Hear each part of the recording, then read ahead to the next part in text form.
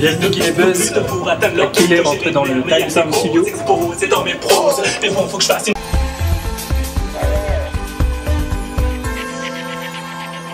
Après je me sauve, je laisse le monde dans son délire. À cœur ouvert, je me livre sans une ligne directrice. Comment qualifier mes lignes? Je dirais triste. La plume blesse, la plume lèse. La crise, y a plus de paix. Si elle porte le poids du monde, c'est normal que la plume pèse. Alors, le monde a perdu toutes ses valeurs. Chacun pour soi et Dieu pour tous, mais chacun dans son malheur. Alors, c'est intérêt, profit et puis négoce. Ce monde fait tellement peur, certains refusent de faire des gosses. Alors on reste au calme pendant qu'ailleurs les autres calment. Vous le retoucher là, tu vas gâter le morceau.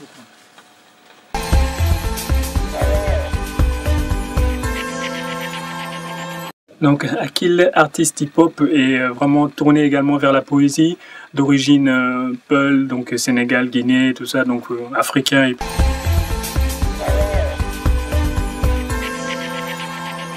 Akil, ça a commencé, disons, ça va même pas commencer sous la forme d'Akil.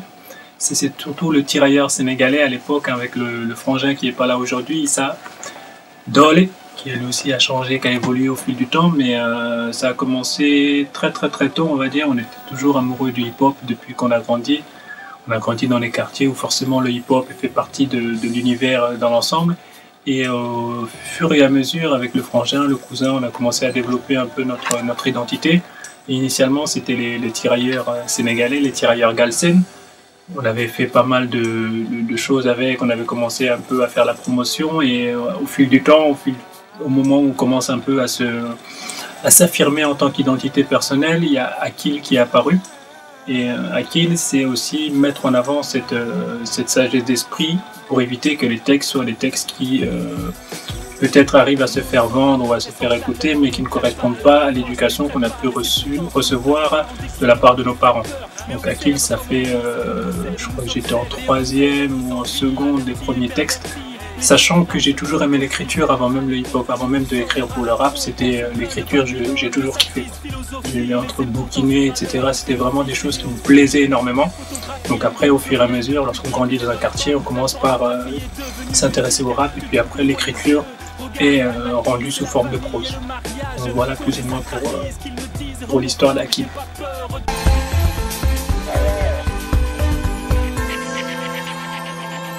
Donc signé avec un label, non, même si j'ai eu pas mal de propositions ou d'occasions pour signer avec certains labels, surtout après la sortie du premier projet Rythme et Poésie où j'ai été sollicité à plusieurs reprises. Mais déjà rien que pour le premier projet, on tenait à faire les choses nous-mêmes pour voir comment fonctionne un peu le réseau, au niveau de la production, la distrib. Une fois qu'on a vu ça avec le Rythme et Poésie, on a eu pas mal de retours, j'ai eu à rencontrer pas mal de personnes. Sauf que, disons que même s'il y avait des choses qui auraient été intéressantes pour moi, au niveau musical, voire même au niveau des contacts, et j'ai préféré ne pas m'engager parce que peut-être j'étais trop exigeant, mais j'ai pas trop voulu rentrer dans un moule, dans une case déjà faite. Surtout lorsque on parle au niveau de l'indépendance, il y a certaines, on se plaint des majors, mais très souvent les labels de production indépendants sont parfois même un peu plus requins que certaines majors. Donc j'ai préféré garder un peu mes distances pour éviter de rentrer dans une collaboration qui allait dénaturer un peu ma musique et la personne que j'étais. Donc pour label de production, non. En tout cas, j'ai signé nulle part. Donc on est maintenant sous HSI Media. On a décidé donc de créer nos propres affaires pour pouvoir écouler notre propre musique, pour éviter justement d'avoir des labels qui ne correspondent pas forcément à notre façon de voir et de concevoir les choses. Donc HSI Media, HSI c'est de l'égyptien ancien en fait. HSI c'est la même racine que Neesiu. C'est lié entre un peu la façon dont je suis, c'est-à-dire en même temps je fais de la musique mais je tiens à ce que les choses restent un peu spirituelles. Donc HSI et Neesiu, c'est celui qui chante mais également celui qui récite des litanies, etc., certaines prières, parce que nos textes doivent respecter les commandements divins. Donc voilà pourquoi maintenant on est sur HSI Media et on espère que c'est le premier projet et il y en aura encore plein d'autres.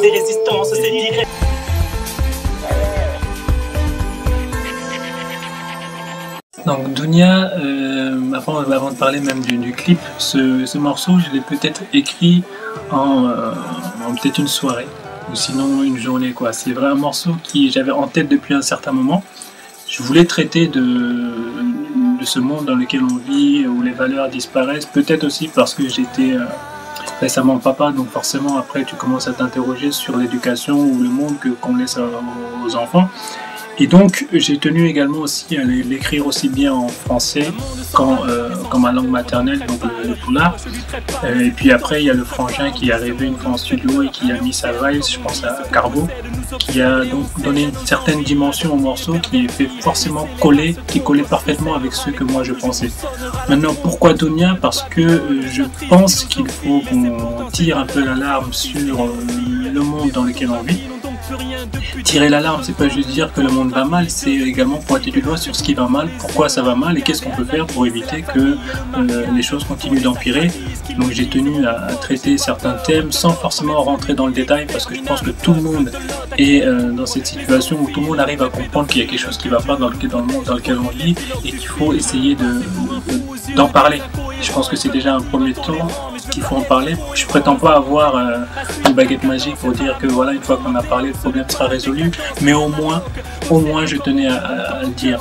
Dunia, ça fait référence donc à ici-bas, le monde dans lequel on vit, il n'y a plus de valeur, les gens, c'est la pornographie, c'est la pédophilie, c'est l'homosexualité, c'est le mariage pour tous, c'est tout ça. Chacun fait ce qu'il a envie de faire, à partir du moment où c'est dans la sphère privée, mais qu'on ne demande pas à nous autres qui ne sommes pas forcément de cette culture d'accepter ces choses-là. C'est sur ça que moi vraiment je m'érige en fond, parce que c'est des choses qui sont intolérables de mon point de vue, surtout lorsqu'on a par exemple certaines institutions internationales qui demandent à certains pays de retirer des lois, je pense à l'Ouganda, contre l'homosexualité, etc. Parce que sinon ils n'auraient pas les aides pour bénéficier pour les projets de Banque mondiale ou FMI. Ça c'est vraiment vendre son âme au diable et c'est pas mon projet. C'est pas vendre mon âme au diable, j'ai d'autres projets dans la vie, et que ce soit ici ou ailleurs. Donc on essaie de tirer un peu l'alarme pour éviter que les choses, surtout pour les plus jeunes, hein. Moi je pense surtout aux plus jeunes lorsque j'écris, c'est ma principale source d'inspiration. Donc lorsque le monde va mal et qu'on ne dit pas que le monde va mal, les enfants vont penser que tout va bien et que c'est tout à fait normal. Or qu'il y a des choses qui ne sont pas normales, mais elles sont mal tout simplement. Donc il faut qu'on le dise et qu'on pointe du doigt sur ces choses.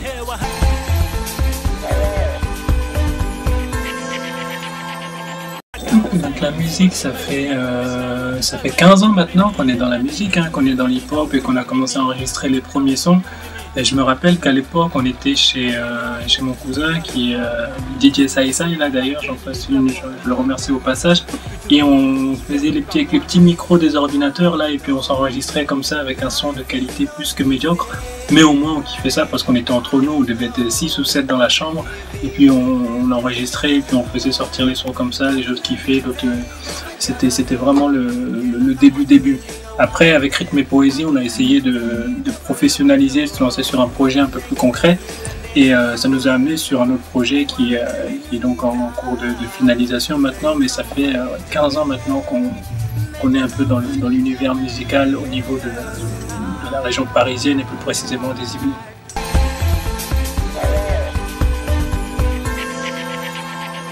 Donc pourquoi la musique? Pourquoi avoir choisi la musique? Je pense que c'est surtout la musique qui m'a choisi. J'ai toujours eu cette volonté d'écrire. C'est vrai que j'aurais pu passer juste par des recueils de poésie ou bien des écritures dans différents journaux, ce qui m'arrive d'ailleurs parfois à faire des petits articles comme ça. Mais j'ai toute la musique parce que je trouve qu'à travers la musique, on peut exprimer davantage que juste au niveau d'un texte. Un texte, même s'il est dans un livre, même si c'est très bien écrit, parfois ça manque un peu de dimension, surtout lorsqu'on a un message à faire passer. Aujourd'hui, lorsque j'ai un message à faire passer, je sais que ce message il s'adresse essentiellement à des personnes qui sont plus ou moins de la même classe d'âge, voire même des plus jeunes. Donc la musique, lorsqu'on voit que la musique est omniprésente, c'est aussi un canal par lequel je peux transmettre mon message, au niveau que ce soit sur Internet, que ce soit via les radios, etc. Je pense que la musique va permettre ça. Alors qu'aujourd'hui, par exemple, lorsque je traite par exemple d'un sujet historique, par exemple sur un des morceaux d'Artaud, je sais qu'il y a des ouvrages, mais ces ouvrages-là ne sont pas accessibles dans la mesure où les personnes les plus jeunes ne veulent pas aller vers ces ouvrages. Donc je me sers de la musique pour amener ces personnages justement à aller plus loin, à être au courant de certaines choses, parce que moi c'est ce qui m'a permis, moi éventuellement, d'être au courant de certaines choses. Je pense à par exemple tout ce qui est cette reconnexion avec nos humanités classiques africaines, je pense à l'Égypte antique. La première fois que j'ai entendu parler de ça, c'était dans un morceau de rap, du groupe de rap qui pour moi est une référence au niveau de la scène française, c'est La Brigade. Lorsque l'un des brigadiers disait nos ancêtres les Égyptiens. Je me suis dit qu'est-ce qu'il raconte lui, qu'est-ce qu'il parle au niveau de l'Égypte. Et par des recherches, moi je vais aller chercher, j'ai tombé sur les Cheikh Anta Diop, etc., etc. Donc ça m'a permis d'aller plus loin. Donc j'essaye avec toute l'humilité d'essayer de faire la même chose et d'essayer de transmettre à travers la musique un message qui est le message que moi j'ai également reçu de la part de personnes un peu plus âgées que moi.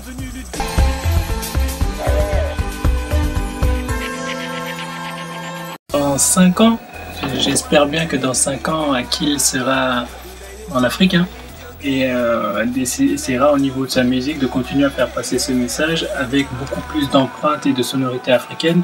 Donc sûrement vers l'Afrique de l'Ouest, Burkina Faso, Sénégal, Mali, Guinée, peu importe, je suis chez moi dans tous ces pays.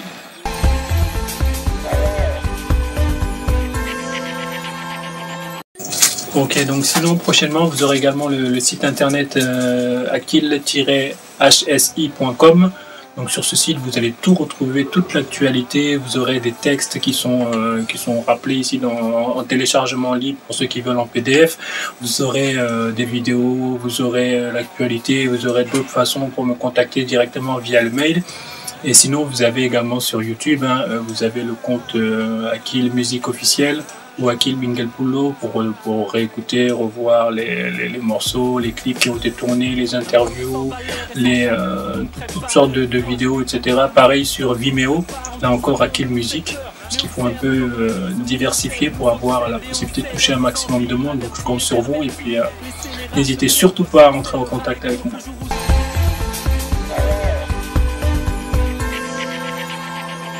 Donc, comme conseil, je dirais, c'est surtout le conseil également qu'on m'avait donné. Je pense que vu que c'est des choses qui sont très très importantes et très intéressantes, le premier conseil c'est de croire en ce qu'on fait, d'avoir sa musique et de savoir que ce qu'on fait c'est nickel, d'être vraiment valoriser vraiment ce que l'on est et ce que l'on veut faire véhiculer comme message, garder ses principes pour éviter justement de vouloir plaire à d'autres et qu'au final on n'arrive même plus à savoir qui vous êtes.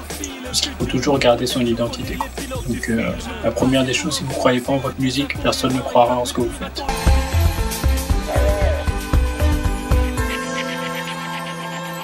Et je pense que le travail que fait Guinée Buzz est un travail très important et intéressant.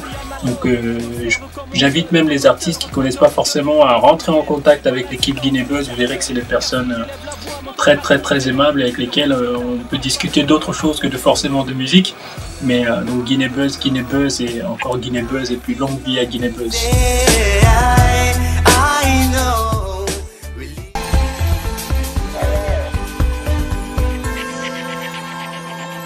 Je peux passer pour un fou aux yeux des incohérents. Ils peuvent me dire intolérant, mais je veux pas être incohérent dans un monde terne. À suivre la cadence, être à la mode, être moderne, ce n'est pas décadence et analogue. Observe comme on gueule dans nos cœurs, trop d'orgueil, comme si on voulait étouffer par le silence de nos cercueils. Car si j'élève la voix, m'entendra-t-on derrière les murs? Même Shaitan ne parle pas fort, on raconte qu'il murmure.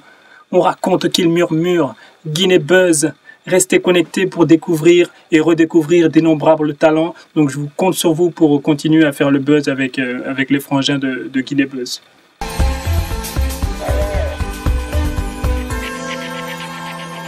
Donc merci beaucoup et puis on compte sur vous pour continuer à promouvoir la culture africaine et les jeunes talents de la Guinée et d'ailleurs.